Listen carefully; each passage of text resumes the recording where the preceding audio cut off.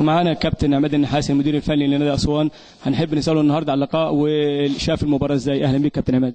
اهلا بيكم. طبعا الاول ببارك طبعا فرقه غارب. يعني اقول احنا بدانا المباراه بشكل مش كويس، وبعدين بالاخطاء دخل فينا هدفين، بعدها حاله الطرد تغير كتير طبعا من شكل المباراه. قدرنا ان احنا في الشوط الاولاني نرجع للنتيجه 2-1، وبدانا الشوط الثاني بشكل كويس رغم ان احنا كنا ناقصين نقص عددي في الملعب. قدرنا ان احنا نتعادل 2-2. كان عندنا الحماس والرغبه للمكسب حتى واحنا ناقصين، وده اللي احنا متعودين عليه. احنا معلش احنا برضو نادي كبير، حتى نتيجه التعادل بالنسبه لنا ما كانتش مرضيه. يعني اللعيبه ادوا اللي عليها في الملعب. اقول ان الاخطاء كانت سبب رئيسي في ان احنا النهارده نخسر الثلاثه بونت. ولكن انا بحيي بصراحه لاعبتي على الاداء خاصه في الشوط الثاني، رغم ان احنا كنا ناقصين واحد، لكن الحمد لله ادوا اداء عالي. كانوا على قد المسؤوليه.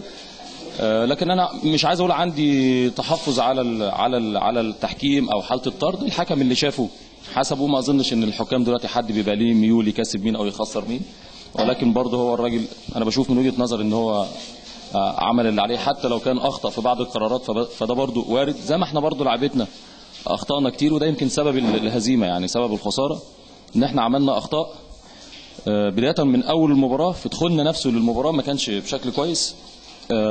وكمان الخطا في الجون الثالث كان اللعيبه وقفت ان الكوره فيها تسلل او ما فيهاش تسلل.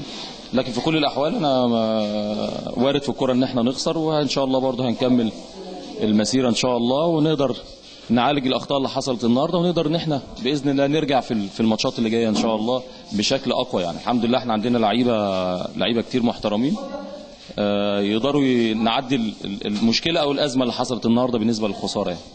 يعني كنت شايف نادي العاملين النهارده شكله ايه في الملعب؟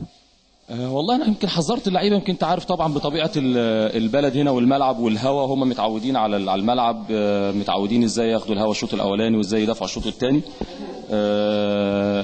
وده اللي احنا فكرنا فيه لما اتمرنا تمرينه هنا. شفنا ان دي يعني اجواء مش طبيعيه. يعني طبعا زائد الحماس، الفرقه خسرانه مباراتين. الحماس كان زياده، كان قوي. يمكن لعيبتنا دي من الاخطاء اللي احنا عملناها في الشوط الاولاني، ما بيناش الحماس ده بنفس الحماس. استسهلنا الماتش لان فرقه غارب كانت خسرانه من التعدين 5. الفتره اللي فاتت، الماتشات اللي فاتت الحمد لله لعيبتنا كانت ماشيه بشكل كويس. فبقول دي من الاسباب. يعني يمكن ده عشان كده انا بقول لك دخولنا المباراه نفسه كان ضعيف، والاخطاء اللي اتعملت برضه وارده في الكوره. مش هقدر يعني هلوم حد. النهارده كان عندنا حارس المرمى انا بسميها في الدي اوف بتاعه مش موفق النهارده في القرارات اللي ادت للخساره. لكن انا بقول لك اللعيبه على مدار يمكن بعد الهدف الثاني يمكن ده فوق اللعيبه شويه. وانتوا شفتوا يعني الحماس من بدايه من الدقيقه 35 الشوط الاولاني لنهايه المباراه، حماس اللعيبه واصرارهم على المكسب مش التعادل. يعني حتى لما وصلنا لهدف التعادل كنا بنكمل للمكسب، ولكن برضه طموح فرقه غارب وصلهم للمكسب، اللي انا بشوف ان كل واحد خد نصيبه اللي ربنا كاتبه له. يعني الحمد لله. لو حبيت توجه كلمه لبرنامج كره بلدنا والاستاذ عبد الناصر زيدان تحب تقول ايه؟ انا بشكركم طبعا على المتابعه والتغطيه الكبيره لدوري الدرجه الاولى بالكامل في انحاء جمهوريه مصر العربيه.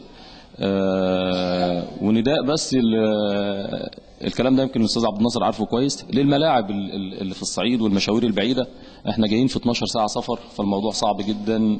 في ملاعب لا تصلح تلعب في الدرجه الثالثه مش في الدرجه الاولى.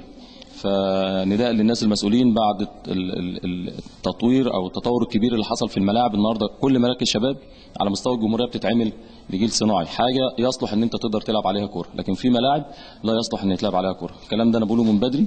اتمنى ان شاء الله ان نظره برضو من سياده الوزير والناس المسؤولين لبعض ملاعب الانديه اللي ما عندهاش دعم وما عندهاش فلوس. يعني نشكرك الكابتن عماد النحاس وهارد لك. شكرا. انا بشكركم. شكرا.